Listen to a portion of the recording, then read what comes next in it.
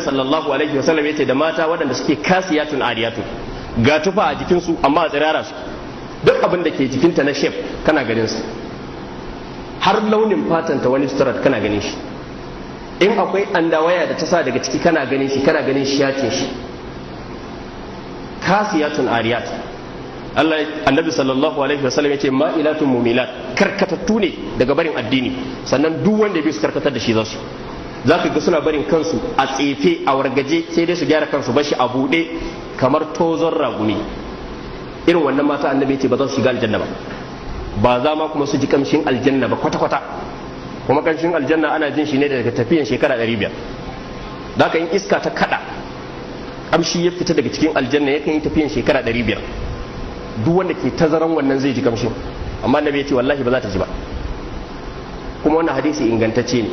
dan mata su gane cewa tsiraici ba alkhairi bane ba a gare su.